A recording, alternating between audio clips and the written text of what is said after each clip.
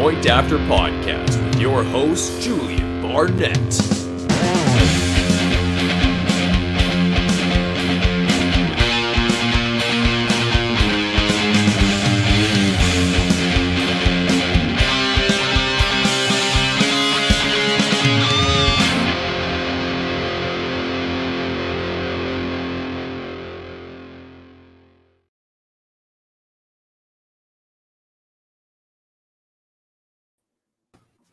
What's up, fantasy world? Welcome into the Point After Podcast.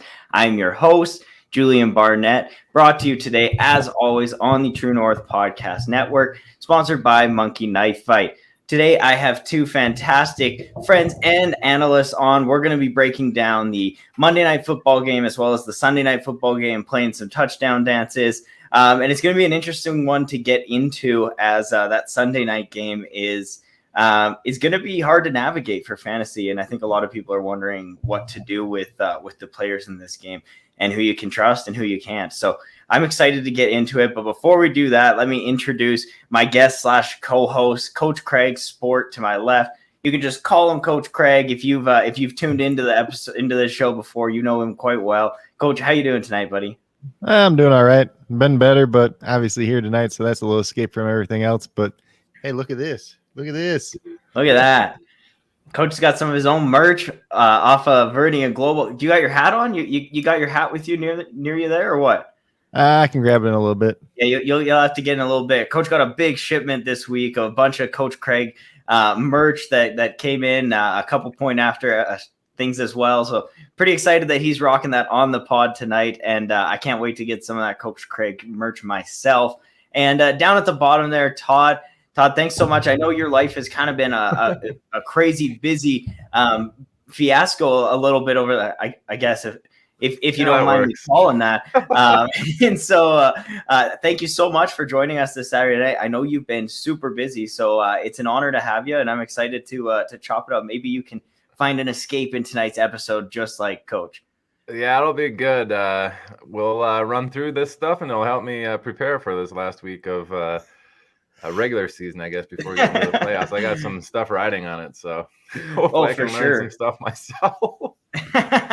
Well, that's good. You know, it's kind of a learn as you go experience here on the Point After. So I'm excited to get into it. Yeah, this week is, it is the last week of most fantasy football leagues. Some leagues started playoffs this week 14, but most of them are into week 15 is when they start. And I know there's a lot of teams that are riding on this, teams who are just kind of right on the edge there. So I'm excited to kind of get into this. We have a bunch of injuries that we have to get into. There's a lot of players who are missing this week, things that have come up even today that kind of popped up, and we're still trying to work through and diagnose. So I'm excited to get into it. But Todd, I just wanted to ask you, with you going into the playoffs here, what's something you really need this week? Maybe it's a player that you have rostered in multiple leagues, or something along those lines you really need to happen. I need some really low end people that you never would have thought you were going to start in your wildest dreams to actually give me like an 8 to 10 point week. So I got Jamar Jefferson in my big money league, I guess, with some people. It's more of like a salary and contract league where, you do the auction bidding and then you actually roll a dice. And depending on what the dice roll is, like a 1 or a 2, it's a 1 year contract. A 3 or 4, it's a 2 year contract. A 5 or 6, it's a 3 year contract, and you bid from there. I just picked up Jamar Jefferson today off the waivers because he's going to end up slotting into my running back position. I can't trust Melvin Gordon right now to be healthy. So picked him up, and I might just play him anyway. I think he's going to get the most of the volume there. So yeah, it'll be interesting to see what goes on in Detroit because pretty much everybody on that team is injured. And so we're going to be looking at, all of their auxiliary third and fourth string players, including, Jamar Jefferson and not a guy who I was super high on coming into the season as a rookie, but he's shown flashes and he's had some big runs and whatnot here and there. I know Coach is shaking his head over there, but I will say, Todd, sometimes desperate times call for desperate measures. So I do get it. With that being said, I would personally play Melvin Gordon in that same matchup against the Lions, even if he's only at 50-40%, because I think he can get in around the goal line or something along those lines. So that's the way I would go. You can take that with a grain of salt, if you will. I mean, I've made the wrong start-sit decision many times in my life, so don't base it just off of that. But Coach, I just want to hear your thoughts here on this real quick. Can I ask a question real quick? If Godwin Ibawiki, or however the heck you say his name, was he available too? I didn't see him on there, but when I saw that the top two guys were out, Jamar Jefferson, I was actually a big fan of his pre-draft. Kind of ended up in a bad landing spot there. I think he's got some talent and some juice. I would like to start Melvin Gordon regardless, because the matchup's pretty much a smash, but I don't know. I got some awful bench in that particular league, and it's like I'm just hanging on by a thread. And well, if it works, you look like a genius. If it doesn't, you wonder why you started Jamar Jefferson. And it's essentially a wild card matchup. If you're clawing for that last playoff spot, this essentially becomes a playoff game for those fantasy teams. So it's definitely something to consider. But yeah, Coach, where are you at? Are you kind of locked up in your leagues that you're committed to, or are you fighting this week? You got anybody that you really need to come through for you? So I'm like in this weird spot pretty much, because like obviously Scott Fishbowl, I got a bye week, and then like my two home leagues, like I'm fighting for the number 1 seed. I don't know, like one battle is like me and the top guy, so I'm like, let's see, what is it, 10-3, and he's 11-2. So we're going head to head this week. Might be a matchup I just end up losing because I have more guys banged up at this point in time than the other team. It's just like if I win and the other person loses. So that's pretty much where I'm at. Couple dynasty leagues, I pretty much got everything clinched. So it's like this week is just kind of boring to me, because it's like there's a little bit that matters, but not very much. But even if I was going back to the point with Jefferson and Godwin Ibawike, or however you say his name, I would definitely prefer Godwin this week, because he got that pass. Even when Jamal Williams was there, they were using him as the pass catching back in the 2-minute drill and everything else like that too. So he has the higher upside to me, and I think they're just going to end up splitting touches. Jamar Jefferson, he's a top 10 running back for me, like pre-draft, but like he didn't test as fast as he was supposed to. He's got terrible vision. So there's just a lot of concerns there, and I think it's not the most advantageous matchup either. And I think they're probably going to end up throwing in the ball a ton. So if I have to choose between the two, Godwin Ibawike, or however you say his name, be the guy that I'd be leaning on, which is something I didn't think I'd ever be recommending at some point, because this dude was a safety last year. Yes, the NFL is a wild place that way. It's a standard league, and it's not fractional scoring, so it's like every 10 yards rushing. You're gonna get a point. There's so no it's PPR a touchdown heavy league, and if I'm gonna bet on a touchdown, I think I don't know. It would be Melvin Gordon, right, in that matchup. But yeah. No, that definitely plays, changes it, Todd. That definitely changes things. I've become so accustomed to playing in leagues that award points for receptions and all kinds of premiums for some leagues are 100+ yard game bonuses, and some tight end premiums and super flexes, and often I have to remind myself that a lot of these home leagues, they're very basic. They're a standard style of league. Sometimes there's not even, as you mentioned, not even fractional scoring. And to me, that's crazy. But that's the way it goes sometimes in some of these home leagues. So if that is the case, does that change anything for you, Coach? I don't think it makes that big a difference, because I still think they're going to be trailing in the game. They're going to have to throw the ball, so it's going to be the guy that's on the field more often than not, is what I would assume. So, I mean, obviously, if Melvin Gordon plays, I'd play Melvin Gordon in 2 seconds, because I have Melvin Gordon probably like running back 23 or so this week. And the Detroit running back's probably about like 36, 37. I just put them back to back, because I'm just like, I don't know what to do with these guys. Did the same thing with those Titans running backs. Like all three of them are right next to each other too. I'm just like, I don't know what to do with these 5 guys. Just put them all right next to each other. Yeah. Like I don't know what to do with those guys, so I just put them beside each other and hope for the best. Maybe that's why my rankings always suck so much. Yeah. All right, Coach. Well, shall we get into the injuries? Yeah, so we can talk about another gross running back situation with Tevin Coleman. He's out with a concussion. So we got Ty Johnson, we got Austin Walter, we got I imagine LaMichael Piran's actually going to be active this week. So knowing that, he'll probably vulture the touchdowns and just make everybody look terrible. I mean, Ty Johnson be the guy I'd be trying to get to because he's at least going to have the pass catching work this week and probably be the main running back if you have to play somebody out of that situation overall. And then like the Elijah Moore just went on IR today with his quad injury. Corey Davis went on IR, I believe, earlier in the week. It might have been last week. I can't remember off the top of my head now. So they don't have a lot of weapons at this point in time. Not that they had a ton to start with, but it's even worse. Yeah, and this begs the question is, can you feasibly look at any of these pass catchers, or are you just like completely out with the state of this Jets offense? Maybe you're looking at Keelan Cole, Jamison Crowder. Maybe you need a deep flyer in Braxton Berrios, probably going to be on the field, with these injuries. Are any of those names lighting you up, Coach? I will play Jamison Crowder in like deeper leagues. If you're in like a double flex league, a 3 wide receiver, stuff like that. In the fantasy football competition, I am actually playing Jamison Crowder this week. So, but we're playing, 3 wide receivers, 3 flex spots and everything like that too. So I think he's definitely viable because they got to throw the ball to somebody. It's not like that's kind of a misconception. People be like, well, everybody sucks. Well, somebody's got to still get targets. Like offenses just don't disappear and run 0 plays.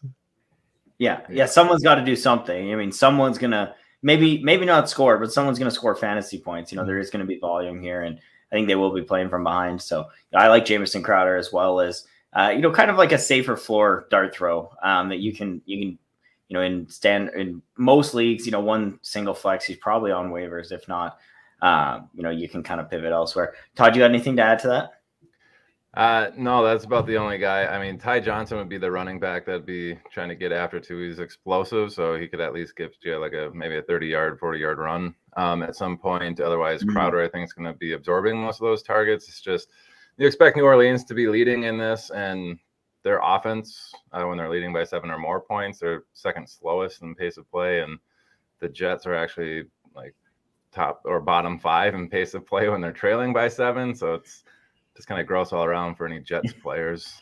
Is it crazy to think that the Jets could actually compete in this game? Because I think it could happen. I mean, even with this depleted wide receiver core, I think this team could actually compete, mostly due to the Saints just not looking like the team that they need to be. I mean, Alvin Kamara coming back can make a huge difference for this offense, but it just looks so stagnant, outside of Taysom Hill, who didn't even look like a good quarterback. He rushed the ball really well. He was really good for fantasy, but I don't think he really helped the team a whole lot last week. And so is this a game that you maybe think could actually be a little bit competitive? Yeah. Go ahead, Craig. I think it could be competitive. I had a squealing kid up there. I didn't want to. I mean, if Alvin Kamara wasn't playing this game, I might actually pick the Jets to win, just because Taysom Hill can't throw the football to start with. Now he's got this mallet finger. Maybe you just run your throat down the Jets defense overall, but I wouldn't be surprised if Taysom Hill just comes out and sucks in this game. I was on the show with Matty Daddy earlier in the week, and I'm like, he's everybody's talking about picking up Taysom Hill off of waivers and all this stuff. I'm like, the dude can't even throw a ball right now. He could get benched in 2 seconds. If he just sucks, if he comes out and throws 2 picks right away, you just going to keep him out there? As Sean Payton, or are you going to put Trevor Siemian in, who can at least get the ball to the weapons and make decent, accurate throws at this point in time? Because Taysom Hill is probably not going to be able to do that. And then, I even mentioned too, when Tua's finger was acting up, it swelled up throughout the week. So, what happens if it just swells up right before the game or in the middle of the game too, and then it gives him more problems, or his hand just gets hit? There's so many risk factors there that I would not feel comfortable starting Taysom at all. But I think that could definitely make this game more, competitive overall as well. You're muted. I said that's a great point. That's a great point. But yeah, let's move on. We got Alvin Kamara coming back. Mark Ingram on the COVID list, so it should be the Alvin Kamara show. I don't think there's any question about that. This whole offense has to run through him because, you watch the Saints over the last 4 weeks, and it has been rough. This offense just cannot seem to sustain drives.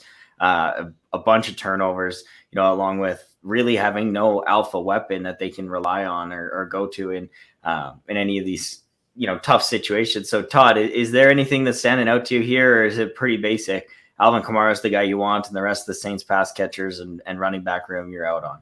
Yeah, I think that's going to kind of be they probably know internally what Taysom Hill's fingers truly looking like in the practices and whatnot. I don't know if you can hear that squealing up there, but Jesus.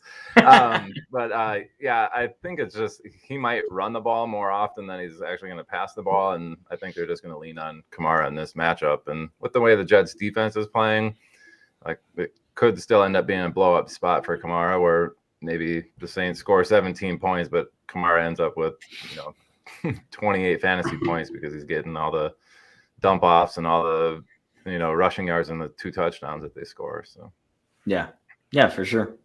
Coach, anything to add?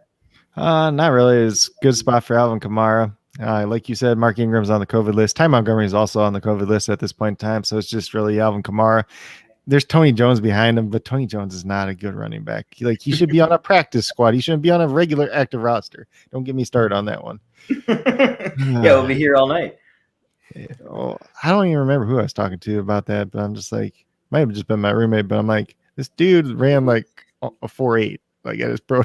Like, I ran faster than that before. Before the knee injuries, eh? Well, when I was 16, but I was a tight end back then too. So we'll get over to the next one. Davis Mills is going to start and supposedly start for the rest of the year. I can't watch a Texans game ever again, apparently. So that's all I got to say about that. Oh, Coach, I'm sorry, buddy. I know your supreme love for Mr. Mills is up there. I know you're super excited about this. So. Nope. But I mean, Tyra got hurt anyways, but still. Yeah. I mean, I think this is I don't think this team's winning regardless of who's at quarterback, and I think they want to see what they've gotten in Davis Mills, and it's time to ask the question. So that's why we're going to see him get out there, and I do think you're right. I think it's going to be pretty ugly for this offense. But what are you doing with is there any interest in Brandon Cooks for you guys, or are you just out at this point? I'm out. He hasn't even been good the last 4 weeks. Yeah, it's been rough. It's been really rough. And when Mills is in there, they've run super conservative offense, check down the running back, check down to the tight ends too. And that's what's at least halfway worked when he's been at quarterback. So I just don't trust it at this point in time. And it's just going to limit them so much overall as an offense, even more. Yeah. Well, and do you have any love for Sexy Rexy maybe this week? Maybe a little David Johnson? If I'm desperate, I'll play David Johnson just for the checkdowns. Yeah, obviously he's back this week, so then Rex Burkhead kind of loses his stranglehold on the touches that he wasn't doing anything with anyways. Todd, you got anything to add? No, I mean, Seattle at least lost Jamal Williams. I don't know how big of a effect that really has for the pass game, but Seattle doesn't necessarily get after the quarterback either, so you could have a little bit of time and maybe Cooks gets a deep throw, but that's kind of a gross game. Vegas has it at 40 and a half. So hopefully you're not relying on a ton of people from that game to make the playoffs in your league. I can't imagine you've gotten very far in the fantasy season relying on Houston Texans players. No. Yeah. All right, Coach, what's next? Let's see. So the opposite side of that game, we got Travis Homer and Adrian Peterson are both out. So you look on Twitter and everybody's just like Rashad Penny this again. It's we know he's not good at this point in time. And if he even makes it through half a game, we'll be surprised. At this point, yes, it's a good, it should be a good matchup on paper. Just let Alex Collins is supposedly healthy again. There's DJ Dallas too to get the pass catching work. Please do not start Rashad Penny this week. That's all I got to say. Yeah. I mean, you have to be real desperate, I think, to go and plug Rashad Penny into your lineup.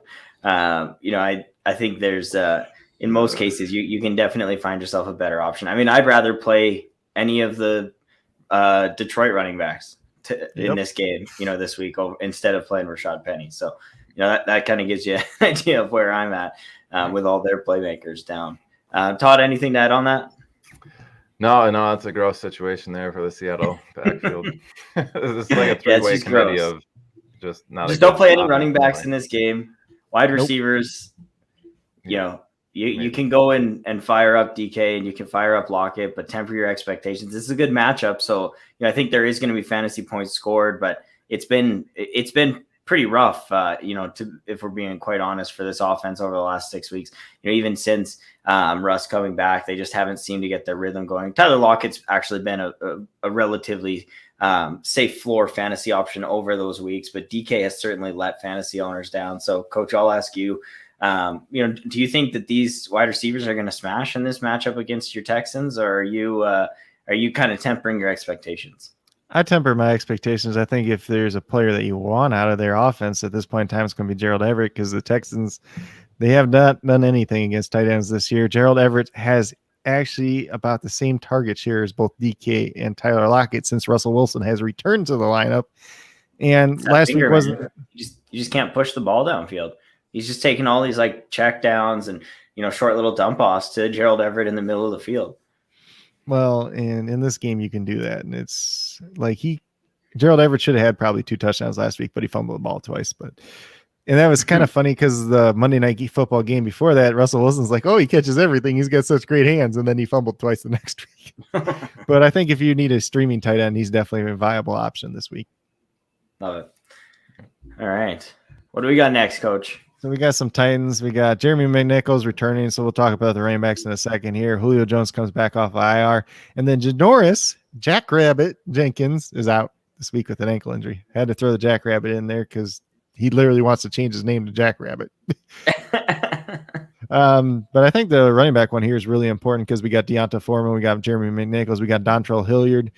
All these guys have had flashes at some point this season. Like I said in my rankings, I just put them back to back to back because I'm just like, I don't know what to do with this. Like, Foreman should have the early down work. McNichols probably gets the pass catching work, and then Hilliard kind of factors in somewhere in between there. But it's just kind of a mess at this point in time. Yeah, I hear you, and I'm actually forced to start Hilliard in one league, in a league where I have to push for the playoffs here. Luckily, the rest of my team is quite strong, but the bye weeks, a couple of these teams I have Jonathan Taylor on, and losing an elite running back, the RB1 is rough. When you're in week 14 and you're trying to make that playoff push. So hopefully the rest of my team can come together. But yeah, Todd, what do you got to say about this? Are you kind of in on any of these running backs particularly? Like, I think for me, if I had to rank them, I would go Foreman, Hilliard, and then Jeremy McNichols. But like, it's kind of like where Coach has, like, they're all kind of intertwined with each other, back to back. I think they all get equal snaps, equal reps. So anyways, I asked you a question, then I kept rambling. So yeah, no, that's fine. Foreman would be the one that if I'm going to, be forced to choose any, I think he's got the touchdown upside there, and Tennessee hopefully can move the ball in Jacksonville, but touchdown upside, I think, belongs with Foreman, and that'd be the only reason I would pick him over any of the others. I just think it's going to be a three-headed committee kind of, and it's not necessarily beneficial for anybody in fantasy, but maybe on the field, real life football, it might be good for Tennessee, but not for us. Well, and Julio coming back, let's address that real quick. So, coming off of the IR, Coach, you look like you have something to say on this. So let's hear your thoughts. Give me some Julio. That's all I got to say. Cause like, they ain't got nothing. Like, there's nothing on this team otherwise. Like, yeah, as long as he's like out there over 60% of snaps, there's no reason that he shouldn't see at least 8 targets in this game.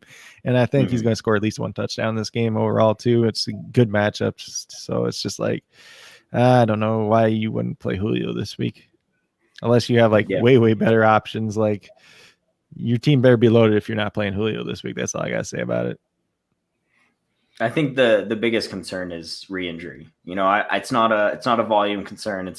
He's not good concern. It's just that he goes out there and re-aggravates and then is back on the sidelines, and we're back to the same old story. I think that's the biggest concern that fantasy managers have. And if you're in a position to make the playoffs here, you probably haven't had to rely on Julio, so you probably have some other options, and that's where it's going to make it difficult. Is trying to decide if you want to play him over some of these other wide receiver 3 flex options that are that are out there.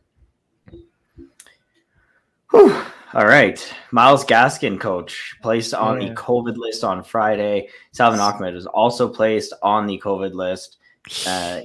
They have the bye this week, so kind of lucky for them that way. They could get back for next Sunday's game, but you got anything to add on that? No, not really. Obviously, it just depends on if they're vaccinated or not, and if they actually test positive and all that yada yada. There's been a lot of COVID stuff this week. The next one was the Browns. Harrison Bryant's out with an ankle injury. David Njoku's on the COVID list. He's not going to play in this game. So Austin Hooper looks like a little bit of a viable tight end this week because he's the last guy around in town. I think they brought up Miller Forrestall out of Alabama, undrafted free agent rookie. He's probably going to be the primary backup at tight end this week, I would guess. Yeah. I mean, Hooper's just going to step into a boatload of volume. I mean, outside of Jarvis, there's really, maybe Donovan Peoples-Jones, but and then we'll see how the running backs get involved. This game could really just come down to the running backs. But I think if you're in a pinch, you can start Austin Hooper, and you're going to see a pretty heavy target share, even if it's, a little bit less of a target share than you would normally see. What's the weather supposed to be like there in Cleveland? Are they getting some trash? Because I know we just got like 12 inches of snow and a bunch of wind the day before. That could be in Ohio here coming up on Sunday. That's kind of my question too. If that's the case, Baker's kind of beat up anyway, so it's just going to leave some more targets underneath. But we did see last year, like those 3 home games that Cleveland had, it's like 50-mile-an-hour winds, and then they just run the ball the entire time. Well, and they can, right? That's the thing with Cleveland is now they've, especially now they've gotten healthy. They've got these really talented backs, back into the lineup, and they're able to come out here and just pound the ball and pick up first downs and win games, in the long game. So this team's really built for this time of year, and we'll kind of see what happens. But further more to the point, even so, that opens up the play action game. They're not taking these deep shots downfield. They're getting their tight end open in the middle of the field and hitting them for the underneath routes. And I think it's reasonable to think that he could see 5-6 plus targets in this game. And if those are, if he's getting an 8 out of 10 yards per route run, he's probably going to be a viable tight end in what's a pretty murky landscape. So even with that weather, I'm probably in on him as a free agent, tight end pickup that you can plug into your lineup. Yeah, I think on that end too, I think Kareem Hunt could see some extra targets as well, and just with Baker being banged up and needing it to be underneath a little bit. But yeah, for sure. And I think Kareem Hunt's like a sneaky running back that you can, a sneaky top 24 running back you can put into your lineup this week. And I think he does come in right at that back end RB2, but he's always got immense upside to break off a big game any given week. So I'll just say, go on, coach. I'll say with that too, Kareem Hunt, like I don't even think he should be a back end running back 2 this week. I got my running back 17 overall this week, and he played very, very well against the Ravens last year. Their defense is worse than it was, and I think they're just going to pound the ball as much as they can in this game. I think it could be a very good game for the Browns offense overall. And then we'll just see if their defense can get after Lamar Jackson, kind of control the game like a lot of teams have been doing. Could be a very favorable game script for both running backs. I do like both them quite a bit this week. Like I said, Kareem Hunt was like RB16 in my rankings, and Nick Chubb's a top 5 running back for me this week. Yeah, I have Chubb at 6 and Kareem Hunt at RB20. So little bit lower than I am. I'm a little lower on him than you are, coach, but still pretty close when when we go to breaking down those players. It's only a few yards that separate RB7 or 15 and RB20. Yeah. I don't want to scare off anybody that was listening to that either. It looks like it's going to be 42 and clear with like 14-mile-an-hour winds in Cleveland. So don't get scared off any weather. There you go. Perfect. We got Todd out here vetting. Everything's good. Everything's good. Todd the weatherman. Yeah. Todd the weatherman. So let's see. So getting back on track real quick. Greg Newsome is out with a concussion, so Greedy Williams will play more. But, you're going to get Denzel Ward on Hollywood Brown. And then the Ravens' other wide receivers, they just haven't done anything. Whether it's Rashad Bateman, Sammy Watkins, Devin Duvernay. Devin Duvernay has outsnapped Rashad Bateman the past 2 games. This is like, if you were one of those people that was all in on Bateman this year, it's not there. It's just not there. Like, at this point, you just have to admit it. Like, could he have a nice game just because it's a better matchup? Maybe, but it's like he's not getting enough snaps to really matter at this point in time. So Hollywood Brown, Mark Andrews, Lamar Jackson, maybe look at some of the running backs being all right. Marlon Humphrey is out for the Ravens as well. So he's on IR. He's done for the year. So it's just their secondary, man. Right now, it's not for good. The Ravens, man. That is a tough blow. But at least I don't think it's something that's, I mean, I guess if you get Donovan Peoples-Jones on Jimmy Smith, who's like 33, 34 years old now, and they get a deep shot, he could probably beat him deep there. So if you're in a DFS type of setting, maybe that's something you look at. But otherwise, don't think it has a major impact for regular fantasy, at least this week. Agreed.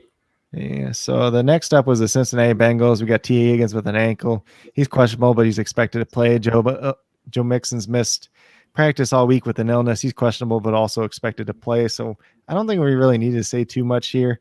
Obviously, if these guys play, you're going to play them. Pretty simple there. Yep. Moving down to the opposite side of the game, we got the San Francisco 49ers. Elijah Mitchell is out with a concussion. And then Deebo Samuel's questionable to play. He is a game-time decision. Supposedly, Kyle Shanahan said he did everything he needed to do in practice the other day, but still game-time decision. We'll see if he plays or not. So, obviously, first of all, you have the San Francisco running back situation where really the only 2 active running backs are JaMychal Hasty and Jeff Wilson Jr. And then Deebo Samuel, if he ends up playing, and then the fallout from that for Brandon Ayuk and George Kittle. Yeah. It's been said that Jeff Wilson looks to be the guy if Elijah Mitchell isn't able to go. That's how it's been trending all week. So I'm firing up Jeff Wilson. Kind of again in that same tier with Kareem Hunt as a back end RB2. And he I'm not gonna lie, he hurt our fantasy feelings a couple weeks ago when he came in and took over that full workload to himself, and just came out and ultimately sucked. Let's just say for what it was. Coach, I know you got to defend your guy here, so what do you got to say? He didn't suck. Deebo Samuel got running back carries, and he vultured both touchdowns. That is what it ultimately was at the end of the day. But now you got Deebo Samuel, who he's either not going to play or he's going to be limited at some point and probably just play wide receiver, not line up in the backfield at running back. So it makes Jeff Wilson Jr. look a little bit better there. Yeah, you got JaMychal Hasty there. I ain't really worried about JaMychal Hasty. Like, he wasn't that good at Baylor even. So they'll probably – I think they signed Brian Hill too, so maybe he's up off for the practice squad. Trent Cannon, the other running back that was Ben kick return, he actually went to the hospital last week in the game. After the game, they had to cart him off and whatnot, so he's got a concussion. He ain't playing either. It's just interesting situation. Bengals are weird defense. Like, some weeks they're really good, some weeks they're really bad. Like, it doesn't even make sense at this point in time. Yeah. No, definitely. Oh. Do you guys let me ask real quick though. So if Deebo Samuel does play, like, do you play Brandon Ayuk at all? And how much impact does it have on George Kittle? And then if Deebo doesn't play, do you feel comfortable playing Brandon Ayuk? I think if Deebo's out, I feel very comfortable with Ayuk. Even though last week was like, he didn't get involved right until the very end of the game. I think he finished 3 for like 52.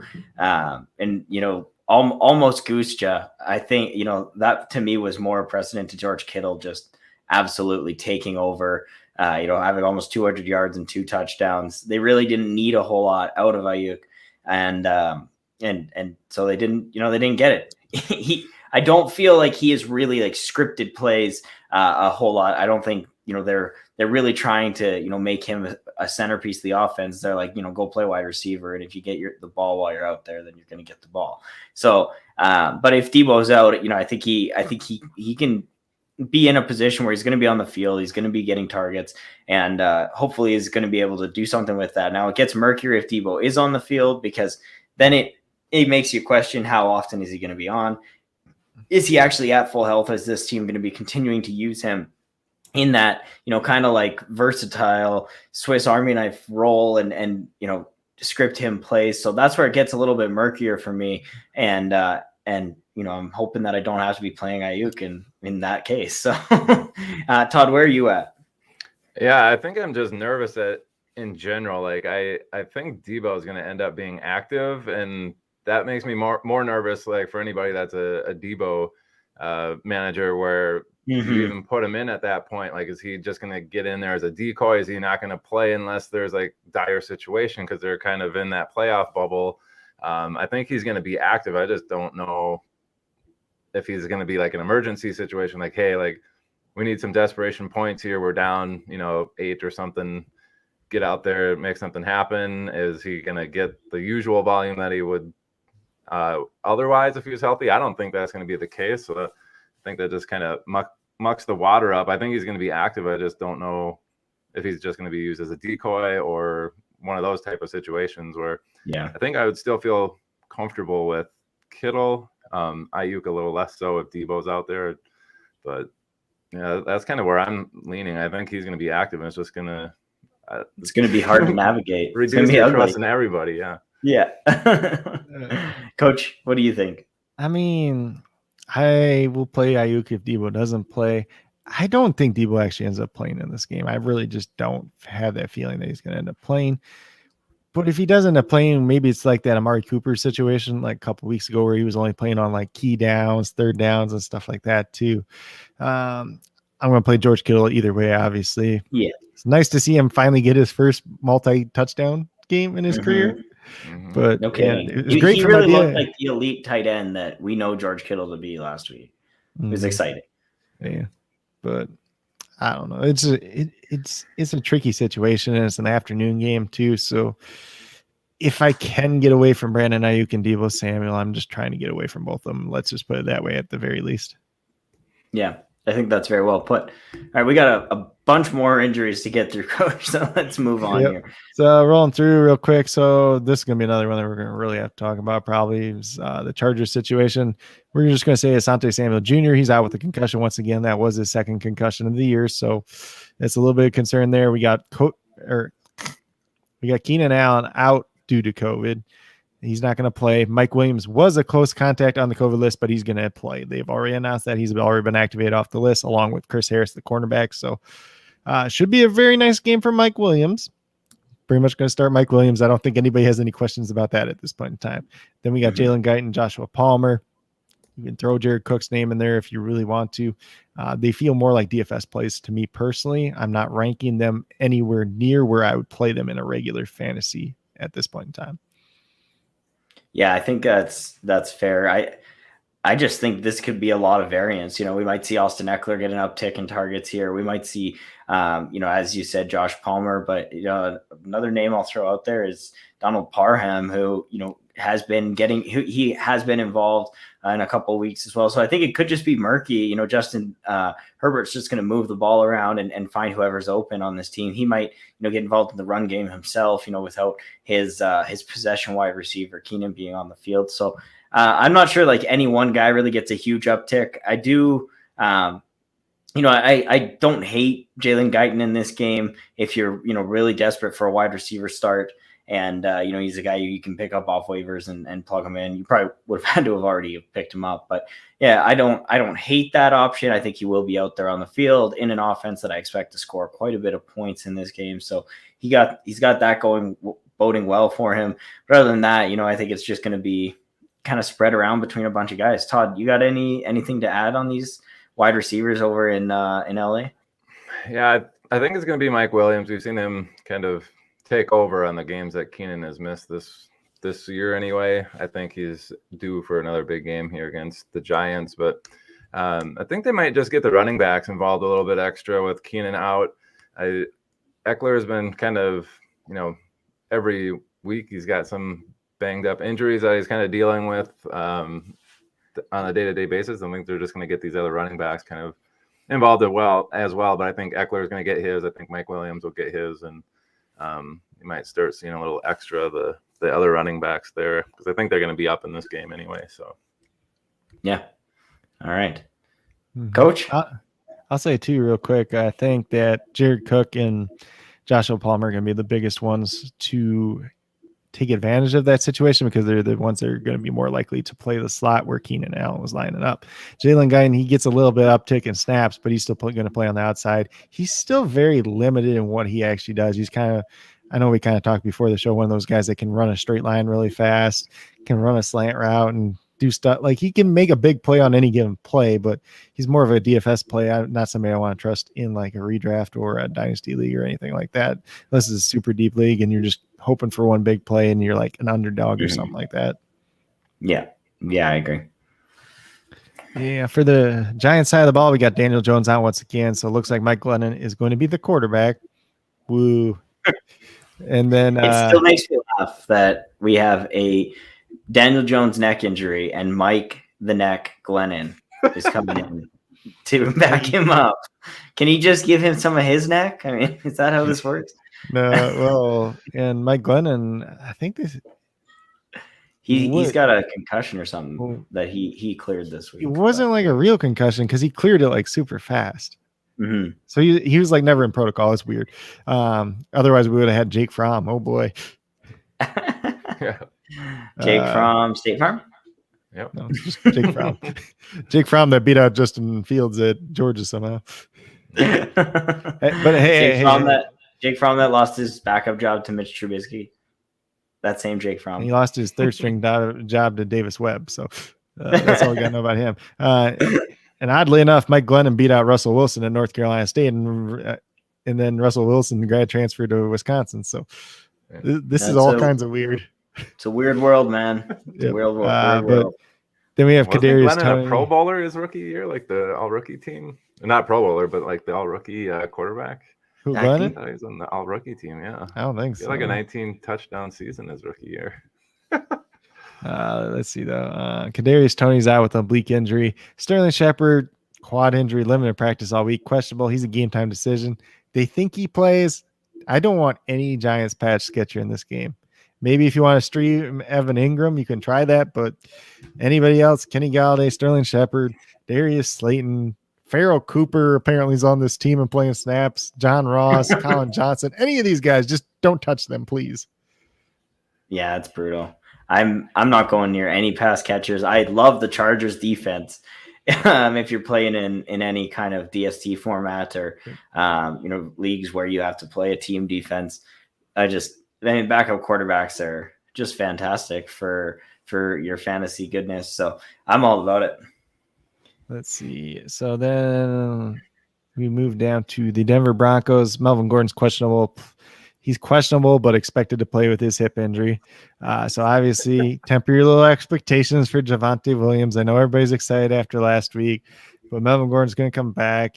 It might be a 60-40 split. It might be a little bit more in favor of Javonte now, at least. But then Mike Boone. In this one, I don't think it matters, though. I really don't. I think they're both going to get theirs in this game. I think they're both going to be fantasy viable.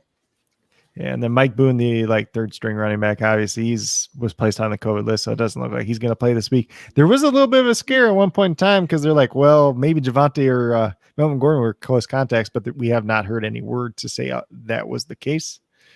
For the opposite side of the game, we got DeAndre Swift out once again with his shoulder injury. Jamal Williams on the COVID list, not going to play.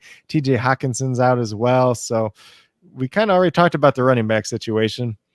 Is there anybody else on Detroit you want to play? We've seen Amon-Ra St. Brown get 12 targets last week, but this is a very, very difficult matchup against the Denver Broncos cornerback unit. So Josh Reynolds, Amon-Ra St. Brown, I'd like them maybe in the playoffs as kind of filling guys, but I don't like them in this matchup particularly. But the ball's got to go somewhere at the end of the day. Mm-hmm. If you're playing DFS, Brock Wright, the tight end, he's going to be on the field at least. So $2,500 on DraftKings, you could definitely do a lot worse if you want to do a punt play down for him.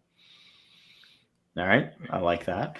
Yeah. I'm not really I'm not enticed by any of these pass catchers, if I'm being honest. I think this is a pretty ugly matchup for these Lions, but I'll play the devil's advocate. This is kind of the same as the Jets situation as you were talking earlier, right? Someone has to catch the ball, and they're likely going to be playing from behind. But again, there's a world where this game could just be the Denver Broncos controlling the clock, running the ball, pounding it down the throats of the Detroit Lions, and we see it end up as a like a 17-3 type of game. Like, I don't think that's crazy to expect, especially after this last week playing against the Kansas City Chiefs and pretty much doing the same thing.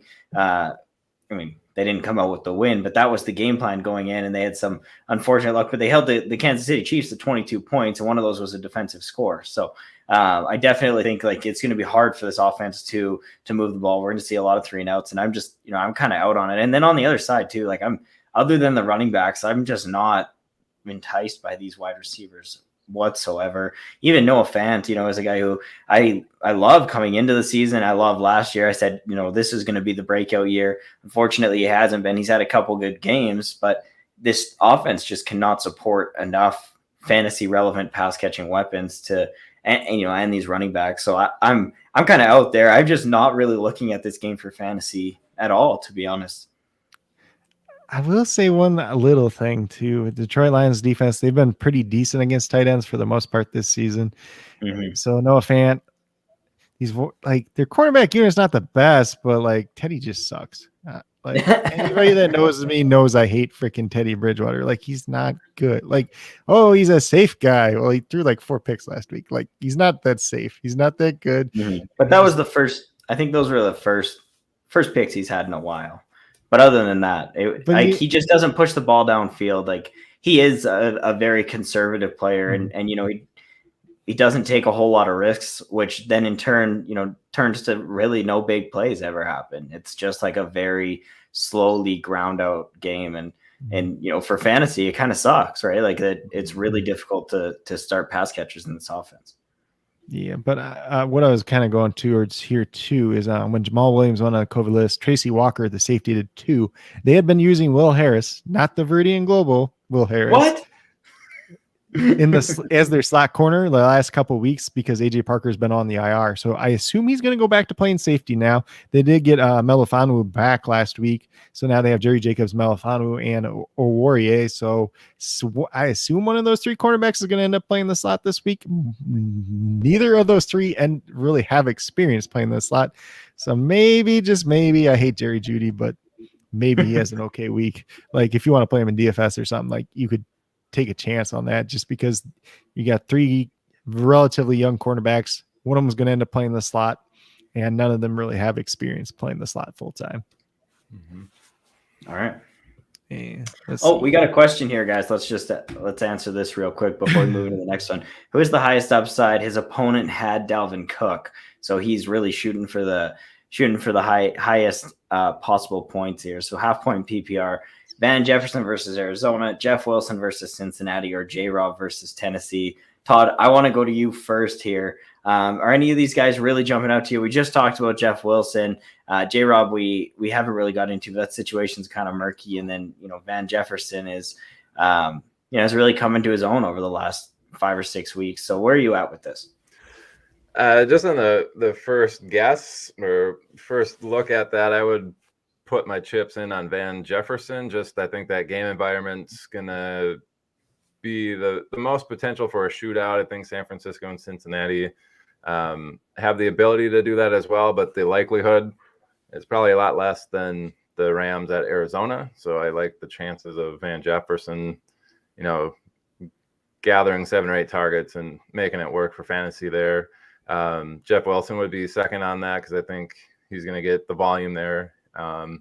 Just on the adjusted line play stuff, the DVOAs are kind of checking out for San Francisco to have a good game on offense. Jacksonville's offense is pretty bad, despite James Robinson seeming like he's a pretty good NFL talent. We just had that Tom Pelissero report, I think, that came out on Twitter today. It's just like a dumpster fire over there. All the players are angry at the coaches, and it just seems super dysfunctional. So James Robinson wouldn't be he'd be off my list. It'd be between those other 2, and I'd be leaning Van Jefferson, especially saying it's half PPR. As far as Wilson's concerned, he'll probably get a few targets, but Hasty, I think, is more of the pass catching back there. So that's the way I'm leaning. And I will say I think Van has the higher upside. Jeff probably has the safer floor, but going against Dalvin Cook, who had a 200 plus yard rushing night, along with 2 touchdowns, you're really swinging for the fences here. And so, I'm kind of inclined to agree. Coach, I'm interested to hear what you have to say here, because I know you love your boy Jeff, and he's had multi-touchdown games in the past, multiple of them.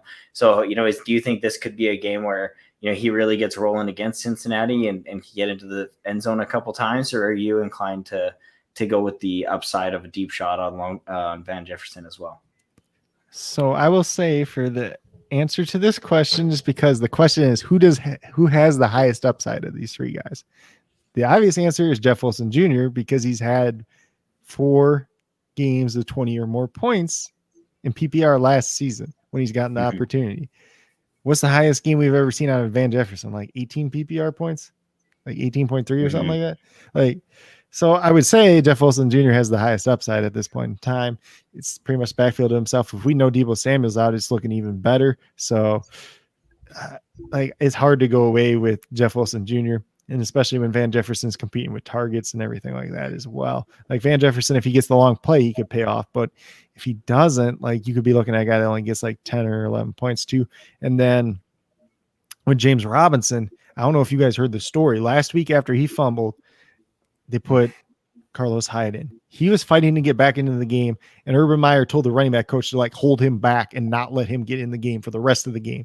So anytime he does something wrong, Urban Meyer's just going to bench him. And this locker room has lost. This team has lost at this point in time. Marvin Jones literally called Urban Meyer out and walked out of practice. That's how bad it is. And Marvin Jones is one of the most respected, a top-notch professional in the entire NFL. There is no reason that Urban Meyer should be the coach of this team anymore. It's ridiculous. Smoke says, fire Urban Meyer into the sun. I love it. Save Tila. Yeah, actually, in that article, I agree, Smokey. I agree, buddy. They said Trevor Lawrence was the one that got James Robinson back in there and talked to Urban Meyer's what are we doing here? He's got to be he's our best player. Yeah, I heard that as well. He's we need to get him on the field when we're trying to drive down the field in these situations. So it's just a mess at this point in time. So it's really, really hard to trust James Robinson at this point in time. I think, I'm usually trying to pivot. I'm usually trying to pivot in leagues that I have him. Luckily, where you were able to draft him, you likely are. But I would play. I would play Devontae Freeman over J. Rob this week. Yep. That's kind of the space I'm in. I would play Kareem Hunt over J. Rob. So I'm kind of out in that spectrum. But I would, I agree. Those other 2, I think you can flip a coin on, and and hope that you hit the right one. I will say Jeff Wilson probably has the highest upside for multi-touchdowns. I don't see Van Jefferson scoring 2 touchdowns in that game. I just see him having some volume, just some long plays and maybe some volume and stuff. But if Jeff Wilson can really get it rolling, and if he scores, twice, it's it's going to be over, right? Maybe you can almost replicate that Dalvin Cook production that you're fighting against on Thursday night. And I mean, with Jeff Wilson Jr., I think it was last year, 2 weeks, he was the running back number 1 on the week overall. So, you can't. He has that upside. Yeah. Van Jefferson's never been wide receiver 1. So, take that for what you will. All right, let's get moving into these last few injuries, Coach. Then we'll take a look at last week's lines. Yep. So we got Darrell Henderson. He is placed on the COVID list. He's likely out. Obviously, there's some factors in this too, whether he's vaccinated or not, whether he's symptomatic, because technically they play on Monday night, so yeah, he could get back out there, but it's probably going to be the Sony show again. Yep. Saw a career high in touches this past week. Are you guys in on Sony again in this matchup against Arizona, or do you think this is just going to be a high flying game where this ball is getting slung around? Excuse me. What do you think, Todd? If he's the only soul there, you got to go. Pretty much got to play him. Yeah. I don't see him having, a ton of running success if that's going to be a back and forth, but he's going to get some play if he's the only show in town. He's probably going to see a few targets as well. So, all right. You got to have me on the smoke show. what the girls call me, smoke show, right? Yeah, it's that jawline. I'm telling you. I actually got the beard trimmed up this week, guys, along with a nice haircut. So looking fresh. Yeah, I feel like my jawline is really accentuated right now. Good. Oh god. But I will say, if Sony Michel's the only guy in town, yeah, I think he's definitely worth playing this week. I think he's solid running back too. And just remember, the Arizona Cardinals gave up a lot of yards and 2 touchdowns to David Montgomery last week. So it's a little bit of recency bias, but hey, it's not like the Bears' offensive line is any good at all. So, not saying Sonny Michel's David Montgomery, but I mean, in this offense, though, there's fantasy points to be had. Let's see. So we got Chase Edmonds too. He's been dealing with that ankle injury. He designated a return from IR. Technically, he could play on Monday. He could still be activated up to like 4:00 Eastern time on Monday, but I don't think he ends up playing this week. He's more likely to be back in week 15. That would be the most likely case. Obviously, we're not going to know because it's the Monday night game. So you're probably going to have to make this decision beforehand. I'd still go ahead and start James Conner because I think Chase Edmonds, even if he does end up playing, will be pretty limited. So agreed. I'm likely not. I had it to be a pretty desperate situation to put him into my lineup on a week where he's coming off IR, and as hot as James Conner's been, I'm just not sure. He's not going to be in there enough for me to feel confident about it. It has to be really dire conditions to put him in there, especially with the Monday night game. You have to make this decision, as you mentioned, Coach. Pretty much tomorrow morning, if you're going to play somebody else over him. So, yeah. Todd, you got anything to say on that? No, I think you guys hit it. So the next one up is Randall Cobb. He actually had the core muscle surgery on the Packers bye week. If you know anything about this injury, it means he's out at least 6 weeks. So he's not going to be back till, if you have Randall Cobb on like your regular redraft roster, just cut him right now because he's not going to be back until the NFC divisional round. That's the earliest people come back from this injury. It's always 6 weeks. Always, always, always. We saw it last year with Alan Lazard. We saw it this year with Rashad Bateman. This is a pretty serious injury. You're out for at least 6 weeks. So there's no point, but it's going to open up a little bit of volume for MVS, who had been dealing with a back injury this week too as well. So I really think when you're looking at, we'll be talking about DFS a little bit later, but I think Alan Lazard's really the guy to step up this week because he does play that slot. He is going to have a couple extra opportunities as well. Boom. There you have it. We will get into that game later, so we don't have to dive too much into it right now. But yeah, flipping over to the other side of the ball, Allen Robinson is back this week. Been a pretty rough year for Allen Robinson. I'm not, coming off this injury, I'm not plugging him into my lineups. I don't think this really does a whole lot fantasy-wise, to be honest. I still think Darnell Mooney's going to get his, and I think David Montgomery is going to get his, and those are going to be the 2 playmakers on this team that they're really looking to. We might see Cole Kmet get a little bit involved as well. But again, we will talk about this game when we get into our Sunday night captain showdown. So we don't have to dive too much into that. Unless either you guys got anything you're desperately dying to add right now. I mean, overall with Mooney too, he's not like a guy I'm super trusting this week, just with Robinson back. Like he's going to lose some of that volume off there too. Like he's a wide receiver, like that back end wide receiver 3 range for me this week. So if you have like clear, better options, just play them. Like don't overthink it. Like we got to treat him a little bit lesser than we've seen in the past couple of weeks, at least. Boom. There you have it. Yeah. Plus Justin Fields back in this game. We'll talk a little bit more about that on the DraftKings side. Moving down to JD McKissick, he supposedly still in concussion protocol. So Antonio Gibson could look pretty good if McKissick doesn't end up playing. There really hasn't been an update today at all. So he's still questionable, still in protocol. Who knows what's the case at this point in time. So that's probably one you just kind of look at tomorrow, see if he's inactive or not. That's all you can pretty much do with that one at this point. And even if he is active, with it getting so close to the game here, I think even if he does play, he will be still limited. And I'm not playing Antonio Gibson if JD McKissick is out there. So, really, I think you got to just temper your expectations a little bit for what he's going to see in the passing game if McKissick is back out there. Well, I'll just say if he plays, I don't think he's going to be limited because it's a concussion. It's just whether you clear the protocol or not at this point. It's not like he's coming back from a knee or an ankle or something like That's that. fair. That's fair. So I think if he's there, he's going to play his normal role. But it's just a question of whether he's there or not at this point in time, honestly. And at this point in time, I'm just not I'm not expecting it. So I feel pretty comfortable with Antonio Gibson. We'll just have to see what it ends up looking like. Then we move to the opposite side of the game. We got Tony Pollard. It came out that he has a partially torn plantar fasciitis in his foot. If you know anything about this injury, doesn't heal on its own. First of all, and it's going to keep flaring up. Did not practice all week. He's questionable. I do not expect him to play tomorrow. I don't think there's any. Yeah, I don't think Tony Pollard will be out there either. Oh, so Ezekiel, his touches are going to go up. He's banged up with his own knee injury, but he's been practicing full. He's just a little bit slower at this point in time. And they did promote Jaquan Hardy from the practice squad this week as well. So obviously they're planning on Tony Pollard not being available. So they have him. They have Corey Clement too. If something would terribly go wrong with Zeke, and he gets hurt more than those guys are there, but it's not anybody that you want to start. It's not really anybody you want to play in DFS, because if that's the case, they probably just end up throwing the ball more.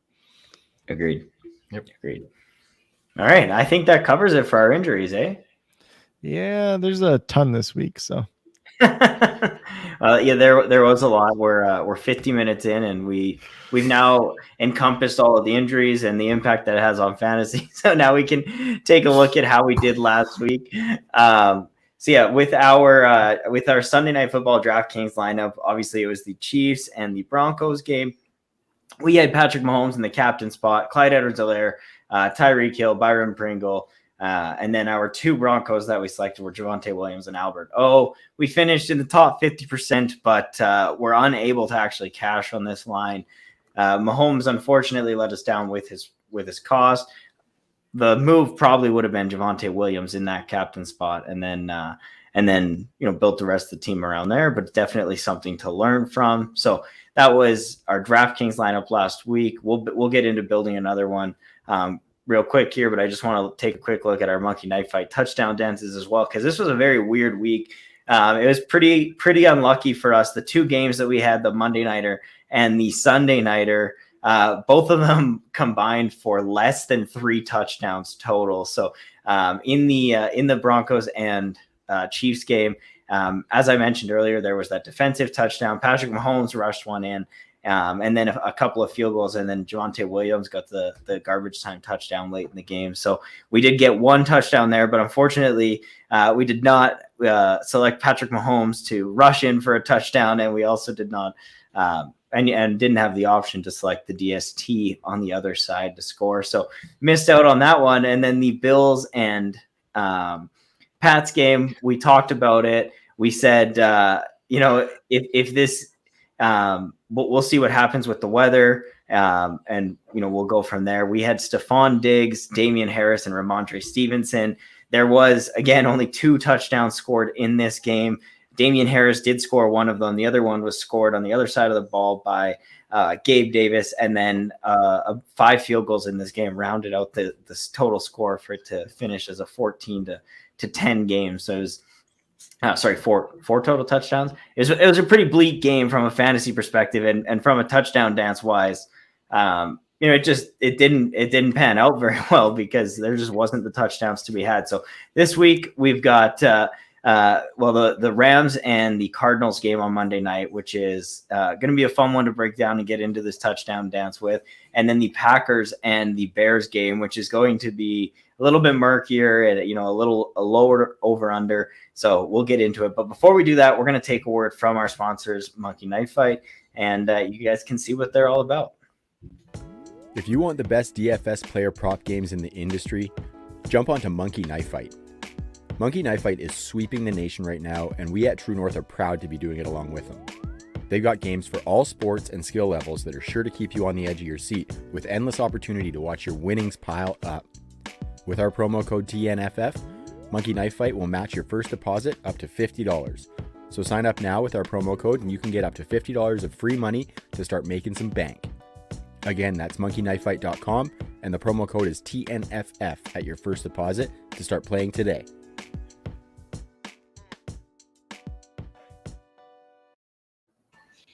Boom. All right, we're back. We've lost coach, but it's all right. We'll keep it together, Todd. You and I, we can lock it down. I was going to tell him to go get his hat. Yeah, he's ready to go get his hat, maybe a coffee. Who knows? It's getting late, man.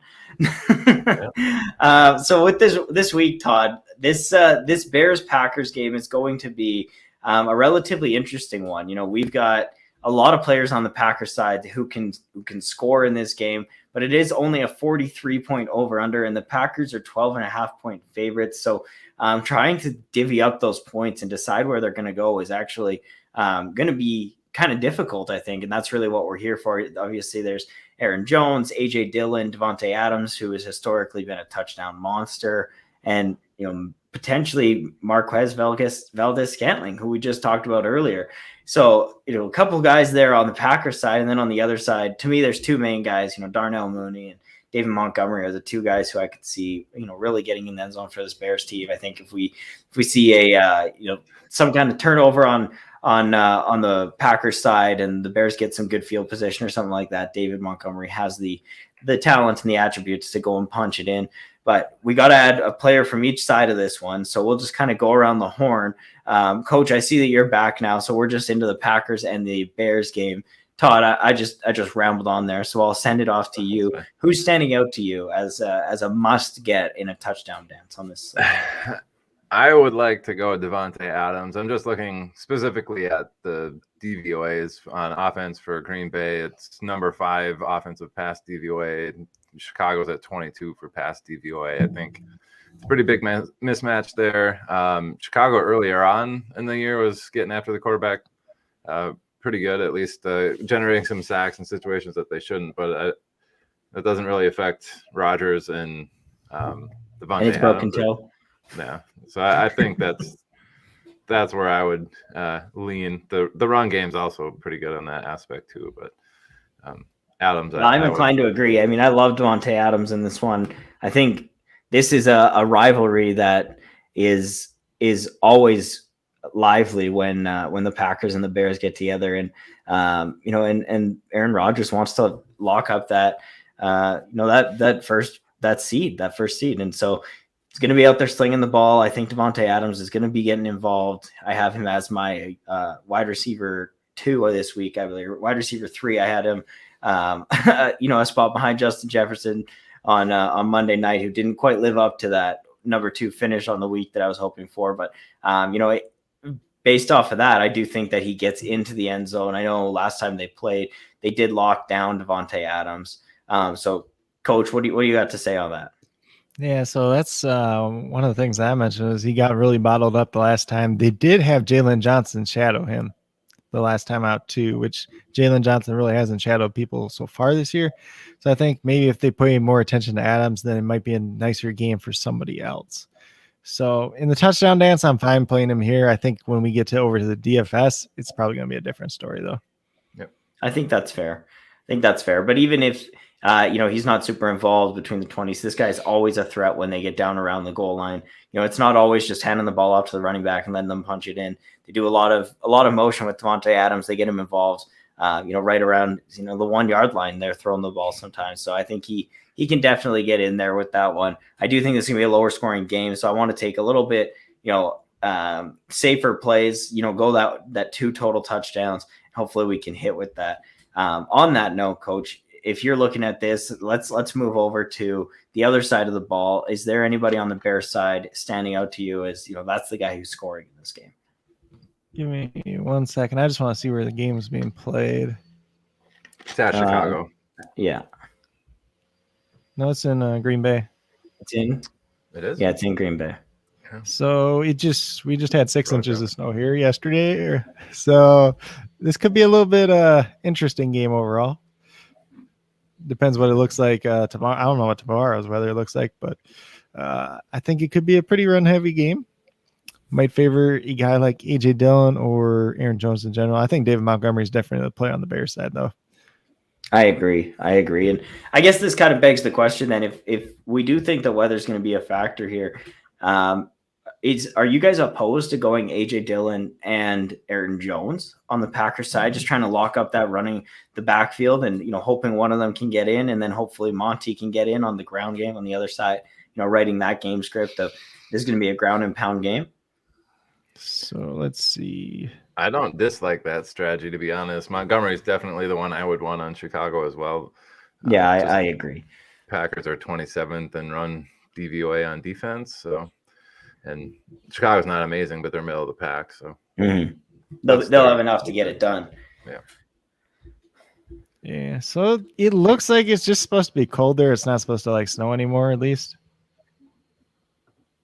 All right, well, I mean, that bodes well. I mean, still probably going to be running the ball quite a bit, but at least we don't have, you know, high winds and slippery rain and slush to navigate through it, you know, to pass the ball. They're still going to be out there throwing it, you know, but this is an interesting strategy to, you know, kind of target, because we talk about game script all the time when we're looking at building, you know, a DFS slate. And you know, this is kind of the same, right? If we think this is going to be, as we mentioned, a ground and pound type of game, you know, it almost makes sense to just try and lock up every player who can score on the ground. And if we get 2 rushing touchdowns, we're going to hit on our touchdown dance. Nothing would be worse than like putting Aaron Jones into our touchdown dance here than having AJ Dillon, you know, punch it in on the 1 yard line and watching our 2 Packers miss here. So, yeah, do you guys have anything to add on that? Like, where would you prefer to play Aaron Jones and Devontae Adams for his, you know, highly known touchdown upside, or are you kind of playing the strategy to want to lock down these backfields? Coach, what do you think? I think I probably just ended up playing Aaron Jones and Devontae Adams, honestly. All right. And Todd? I like the running back strategy, but Adams, I think he's in a good spot too. So it's tough to say no. Yeah, all right. Well, then I guess that begs the question of which running back to get here. You know, Aaron Jones coming off injury. He did play last week, but was very uninvolved. Do you think that this is kind of a get right, get involved game for him? Matt LaFleur bringing him back into the fold heading into the playoffs here, Coach? Yeah, he's fine. They had a bye week last week. I'm not worried about it. Yeah, I'm inclined to agree. All right, let's lock it in. Boom. We'll go ahead and do 2 total touchdowns here. That 43-point over-under does worry me a little bit. So I played a little bit safer in this one.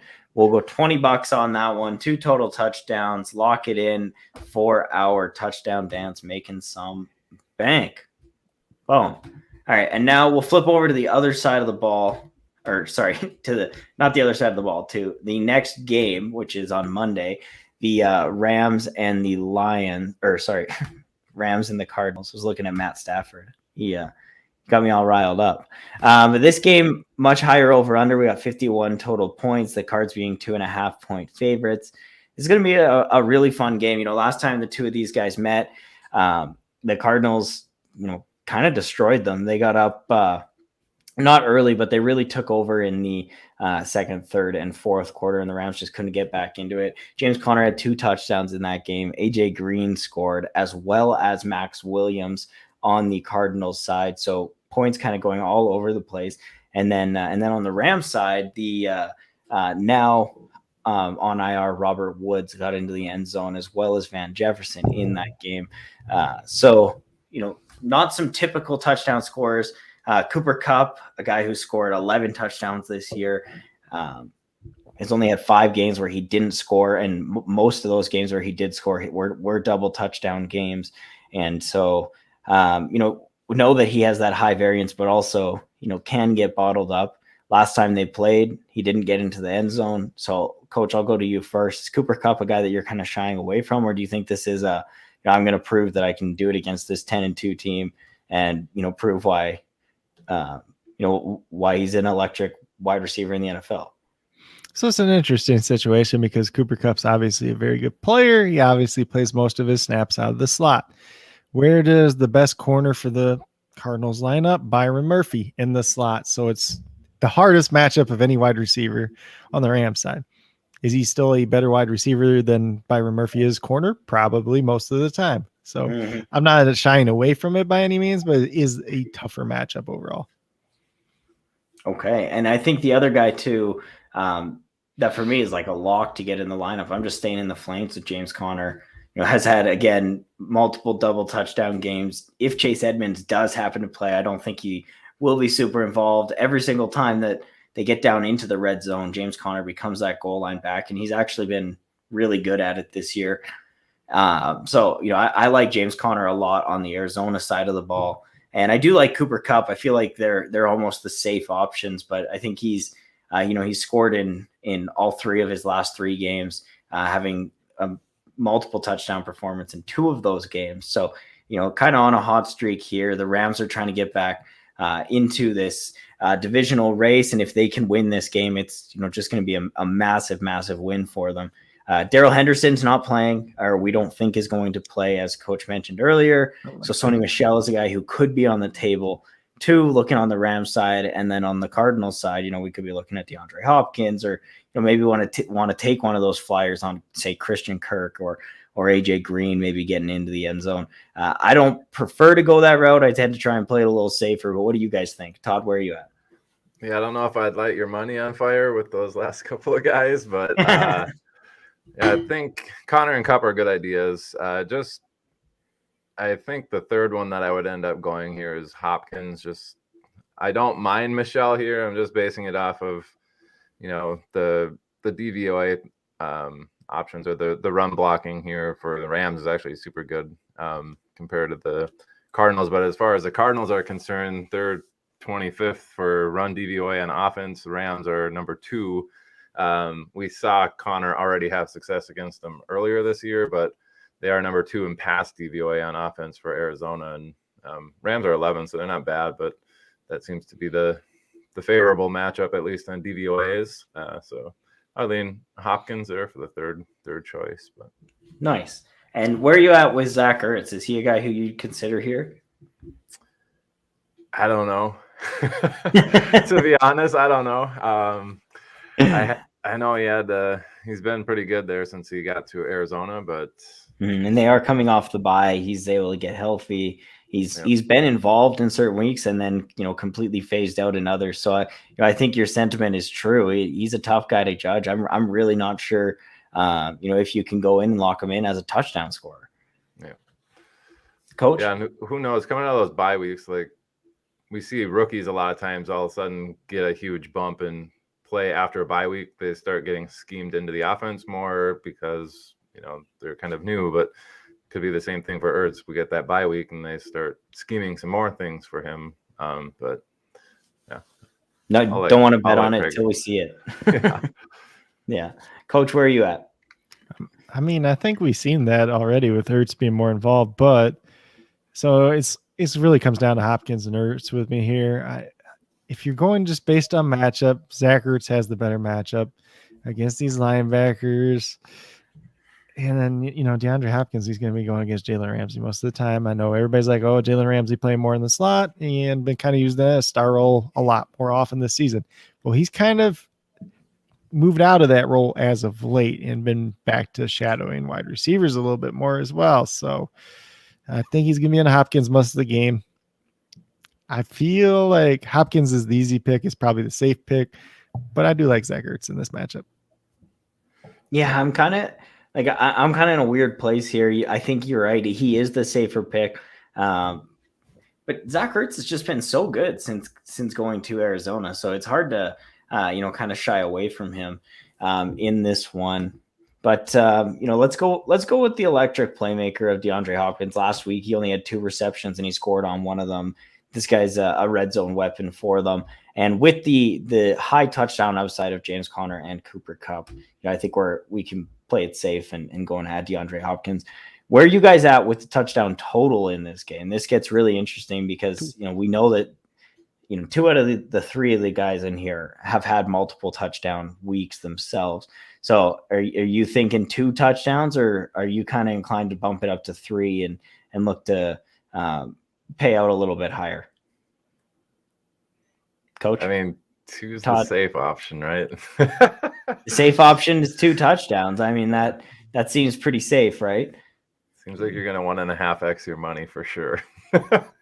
Yeah, it feels that way. Yeah. And then watch this line will just bust. It'll be like Odell, Sony, Van Jefferson, Christian Kirk, and AJ Green. It'll just be like all the auxiliary pieces score. Chase Edmonds comes in Big for a D. goal line touchdown. Well, if Chase Edmonds comes in for a goal line touchdown, I would drop my I would jaw be because shocked.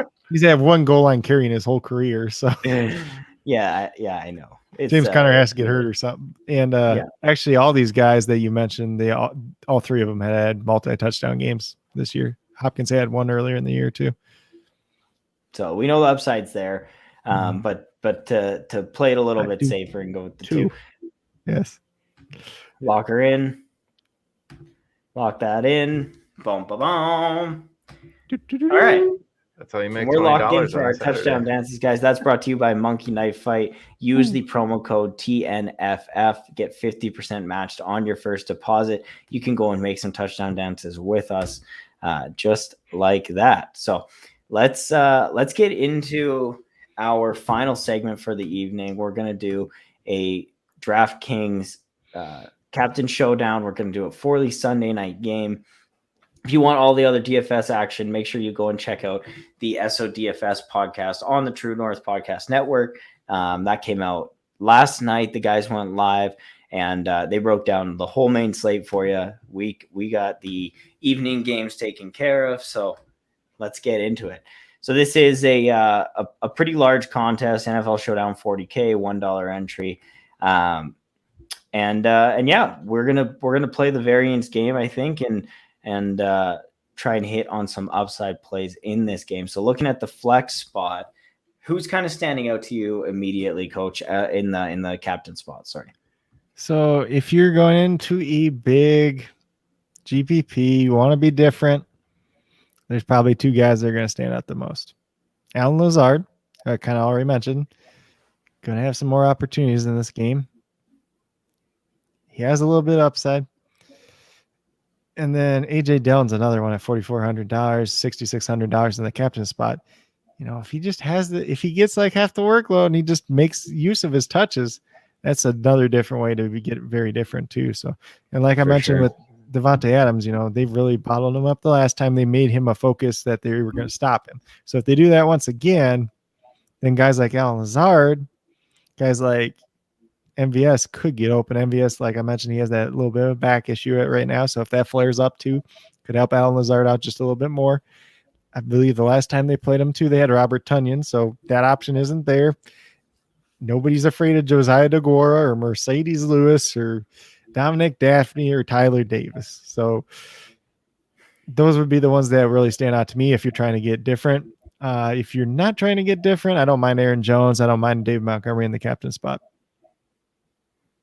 Yeah, I think they're both interesting plays. I'm just fiddling around here, as you guys can see on the screen. I've got through AJ Dillon in that I cannot see it on the screen.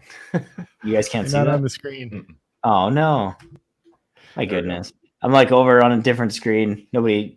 I'm messing around here, but I've got AJ Dillon in the captain spot, and then I just went and threw some other guys in who we've talked about: Aaron Rodgers, Marquez Valdes-Scantling, Alan Lazard, David Montgomery, and Darnell Mooney. They all fit, and there's still $1,000 of salary to wiggle around with there. So let me ask you this, Coach: if you're going AJ Dillon in the captain spot, you can't be playing Aaron Jones as well, right? I wouldn't I wouldn't make a rule against it. Like they both could have success. So let's see if we can fit. If we move Darnell Mooney out, can we get Aaron Jones in? No, not quite. Not quite. We're a little shy there. We would have to move David Montgomery, and then we could add Darnell Mooney, and do a 5-1. You know, get a little wild with it. Todd, where are you at with these guys? Do you have are you active? Are you trying to get MVS into your lineup here? Are you trying to get Alan Lazard, or are you kind of leaning somewhere else? I like the Lazard call. I think that's not too bad. This is going to be a weird game. I think they're just two super slow-paced offenses. We have Green Bay's 27 in neutral pace. They're actually pretty quick compared to the rest of their 12, like when they're leading. But Chicago's 24 in neutral pace. If they're trailing by 7, they're dead last in pace. So it's kind of like they don't even change it up, I don't think, when they're behind. So I think it's going to be one of those, speaking of like variants, I don't think there's going to be a ton of yardage and touchdowns in this game. So trying to decipher who's going to get the touchdowns and, the little yardage that I think is going to be involved in That's here. the tough part.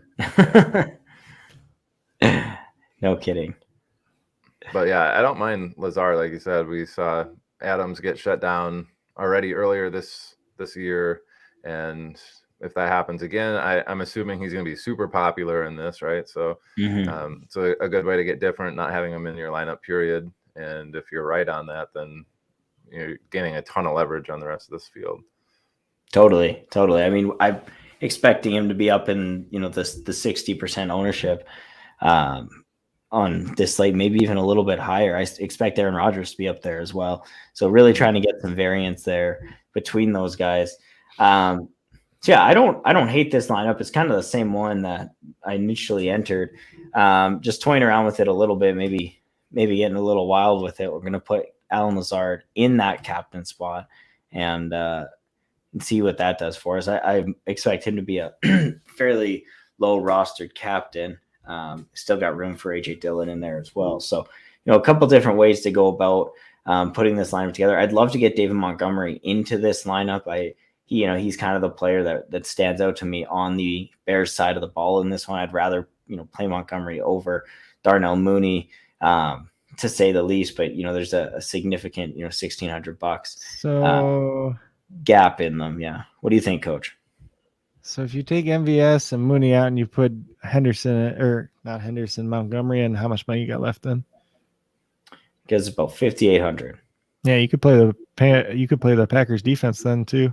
Mm-hmm. Get a little wild with it, right? Because then we've got Allen Lazard, Aaron Rodgers, David Montgomery, and then AJ Dillon, Aaron Jones, and the Packers defense. Really, this writes the game script of getting up early by passing the football. Maybe Allen Lazard scores a touchdown from Aaron Rodgers. David Montgomery is going to be involved no matter what on the other side of the ball, whether it's a negative game script or somehow they get up ahead. And then, Aaron Jones and AJ Dillon, both guys who can pound the ball in. And then with the Packers D, maybe we get a defensive touchdown or something along this lines. This game script that we're writing with this lineup is actually, I think it's pretty conclusive to these events actually transpiring. I think it's if the things that we say are going to happen, this is really how it's going to play out, and could bode very well in a large tournament like this. It's going to be a completely different line than what you're going to see from most people. Stacking both those Packers running backs with having Aaron Rodgers and Allen Lazard in the captain spot. Really, you need him to hit on a big play, but I don't think it's crazy in this one at all, as Coach alluded to earlier. Yeah. And I actually kind of like that lineup.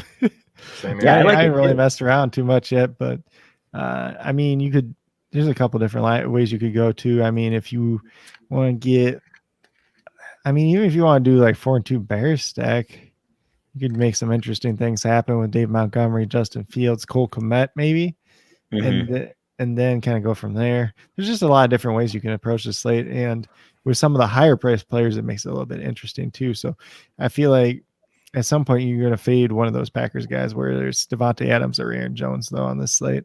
It's kind of hard to play all three with Rodgers in there as well. Yeah, I agree. All right, we got another question here before we get out of here, guys. I think we should go ahead and lock up this entry. So Allen Lazard in the captain spot, Aaron Rodgers, David Montgomery, AJ Dillon, Packers DST, and Aaron Jones. Go ahead and lock it in, get some variance, and hopefully we can go ahead and make some money on that. We got a question here in the comments. The chosen row says Zeke or Sony Michel this week. I'm going Zeke. Just think he's going to be too much of a volume play to knock it in there. I know that might be a little bit of a variance from you guys because Sony seems to be a hot player this week and was last week. Don't get me wrong; he definitely came out and performed. But so what do you think, Coach? Are you on the Zeke side, or do you think Sony's the play? I'll let Todd go first. I'm going to pull up the rankings just see where I have them because I think I have them like really close, maybe even back to back at this point in time. Yeah. Obviously, if Pollard's going to play, that bumps Zeke down a tiny bit, but I don't think he's going to play with whatever tearing that plantar fasciitis muscle. Like, I don't know how you're going to play on that. I don't think I'd be able to walk on that particular injury. Mhm. So, Oh, you can't. Zeke's kind of in a smash spot there against Washington. Washington's defense has been pretty good the last 5 or 6 weeks, which is the only thing kind of giving me some hesitation here. I think the Rams could find themselves behind in that game against Arizona. We did see them get smacked around earlier this year, which Sony Michel hasn't been like this amazing, prolific pass catching back, at least in the NFL. So it would be Zeke for me. And the only hesitation is just Washington's defensive play the last 5 or 6 weeks has been markedly better than it was earlier in the season. Nice. All right. And coach? So I have Zeke one spot higher at this point in time, and obviously it seems like he has that better chance of getting a touchdown at least this week. Yeah, I think he gets in there for sure. All right, same chosen rows, but they want to know MVS, Jerry Jeudy, or Russell Gage. I mean, this is getting ugly.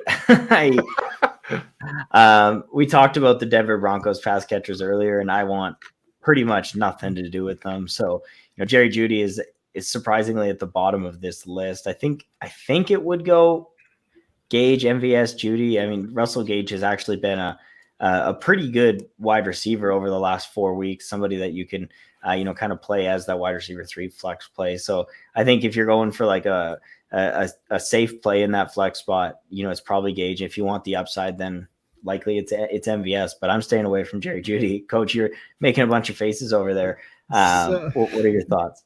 So I mentioned this when I was on Matty Daddy's show the other day, and it's like everybody kind of talking about Russell Gage being the safe play. Well, you can't really call a guy safe that's goose egged you 3 times this year, like playing almost 80% of snaps too. So like that's just my hardest thing with him is if the targets aren't there, then it could be a very difficult week for him. As of right now, I have Jerry Jeudy 37, Russell Gage 38, and MVS 41. So they're all really close to each other.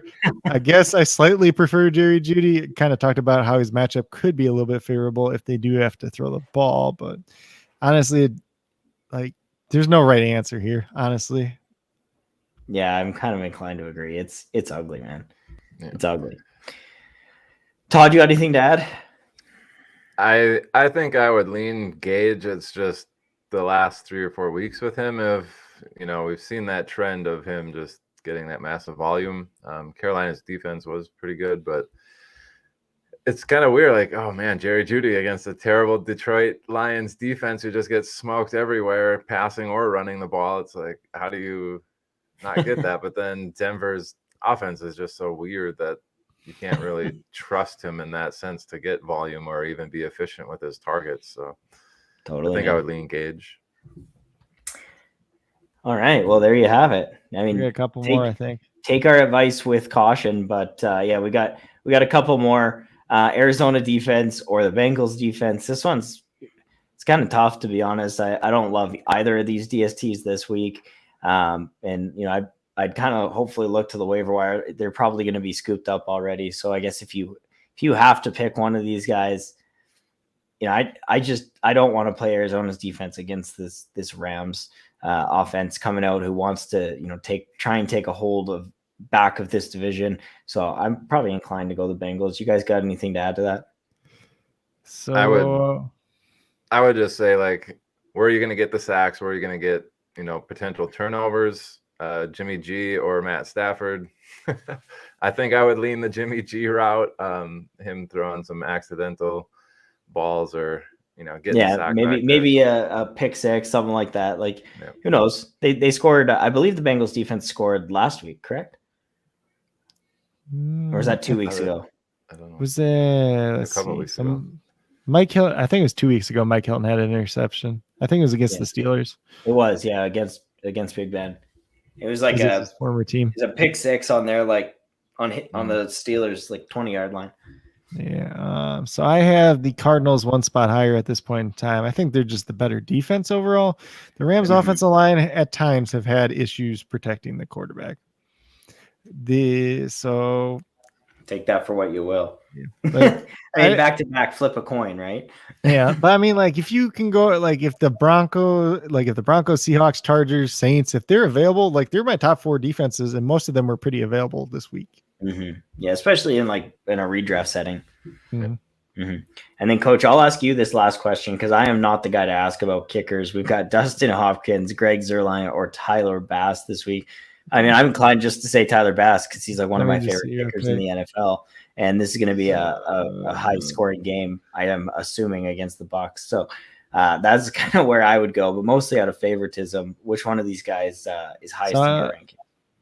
I have Tyler Bass at number 7, Greg Zuerlein at number 10, and Dustin Hopkins at 11. So pretty much everybody that they've asked about, you've got like clumped into the same tier altogether. Not too, nothing too crazy, at least. But Tyler Bass looks like the best one this week. Obviously, there is some variabilities with kickers as well. Is that game in Buffalo, though? Let me look back. I have it in Tampa Bay, but let me look at the weather things. I wrote it down wrong when I did it, but it's in Tampa. Yeah, Tampa. It's in Tampa. 54 point over under. Because that 80 degrees, 6 mile an hour wind. Yeah, so be safe. There's not anything you really need to be concerned there with kicker, I guess. Yeah. Yep. I agree. I mean, if you're really worried about the elements at all, you just pick Hopkins just because he's playing indoor, since open indoor stadium. But sometimes it doesn't even help. I mean,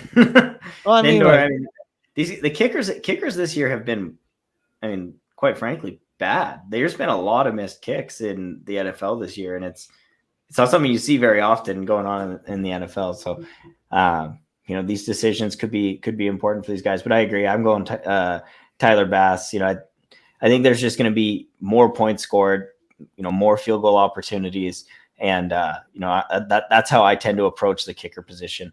So, that pretty much sums it up for the show, guys. I can't thank you enough for spending your Saturday night hanging out with me. Thanks to everybody who tuned in, who jumped into the comments, and to everybody who's listening in their earbuds. Thank you guys so much. It means a lot knowing that you guys are hanging out with us and consuming the content. So we will be back next Friday. Coach and I, Todd, I know you're off. You've got not next Friday, next Saturday we'll be back.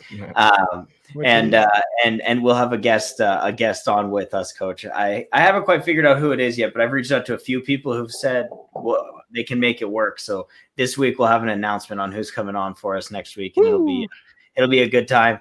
And we'll be entering the fantasy playoffs, so we'll have all of the injury news and then some DFS line plays as well. So without further ado, I'm going to send it off to you guys to give yourselves a little pump up on your way out. Coach, you've got like a billion things on the go. So let the people know where they can find you and what you're working on. Yeah, I grabbed the hat too. Look at that. There you go. I grabbed it when I went to the bathroom. So. We knew what you were doing. We knew what was going on there. I sent you the little private chat. I'm like, I'll be right back. I'm like, whenever you play the ad, I'll leave. Yeah, no, it's all good. But yeah, you can find me.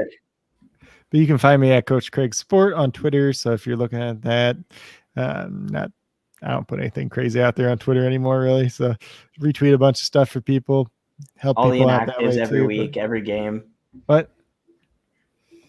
Oh, well, I guess if you want to put the inactives there, I put the note of inactives. So probably tomorrow around 11 o'clock my time, I guess Central Time. So there'll be the inactives for the early games around 2:30 for the afternoon games. About an hour before the primetime game, I'll have that as well. And I'll probably put some ownership projections out for leverage captain plays for tomorrow night's game as well. So just guys like Alan Lazard, potentially like AJ Dillon, if their projected ownership looks all right on Run the Sims, I'm going to put a little tweet out, just mention them as well. Obviously, Coach Craig Sports on YouTube, every day for NBA DFS, 4 to 5 videos a week for fantasy football. I did not do the start sets video this week. If anybody's interested, has start set questions, feel free to reach out to me. I can share my rankings as well, like on Twitter. So if anybody's really interested in that, just let me know. And then obviously Coach Craig Sports on Patreon as well. If you are interested in some of that Viridian Global merch, since I did launch on there, go to viridianglobal.com, find Coach Craig Sports on there. You got t-shirts, hats, sweatshirts, you name it. Like if you want underwear, stickers, like if you want something with my logo on it, just let me know and I will get with Will and we'll make it happen, whether it's a mug, a Christmas ornament, anything. Julian's underwear, let's get it going. Now I that's want a little Coach's logo on my butt cheek. It's got to happen. Renee's gonna be like, what the heck? Todd, yeah, I love it. Todd, you've got the adjusted line report coming out every week. That's a fantastic video series that you've been doing. Yep. You can everybody can find you over at the Zilla Fantasy YouTube network. But yeah, just let the people know kind of what you're working on. I know I kind of stole your thunder there a little bit, but and you've been obviously super busy. So yeah, just give us a rundown of what you got going on. Yeah, I'm in the process of trying to sell the house here, so the fake studio here is going to get torn down, but I'll still be tweeting out the adjusted line play reports. I don't know if I'll be able to get the videos out on a week-to-week basis here with all of that going on. So follow me on Twitter at Toddzilla1337. I'm actually going to tweet out all of the information that I was pulling off from the show here today, and you guys can figure out adding it into your DFS stuff and trying to make a little bit more educated lineup decisions on what guys to start and sit. So go to Twitter at Toddzilla1337 and then Zilla Fantasy Elite on YouTube. We'll get some videos out there, especially for Dynasty in the offseason. That's a big one. So love it. Well, I'm super excited for the Dynasty content to start to get pumped out and for myself to take more of a Dynasty approach once we get into the offseason coming up as well. So should be a lot of fun. Again, you can find me on Twitter at @thepointafterff. Find Coach Craig at Coach Craig Sport and Todd at Toddzilla13 or 1337. Yeah, and I'll just say we got one more comment in the questions here. Start Melvin Gordon or Dontrell Hilliard PPR. We actually talked about both these guys throughout the show, so I recommend if you want to get some info on that, just take a jaunt back and you can hear us talk about those guys breaking down. Just got Dan jumping in here. Dan, love you, buddy. We all just did our outros, but thanks for getting in here and pumping us up with your Georgian Southern vibes. I absolutely love the energy that he brings, and I can't thank Dan enough for all of his support. So without further ado, guys, thank you so much for coming on this Saturday night. Good luck this week. Get into your playoffs, and we'll see you guys next week.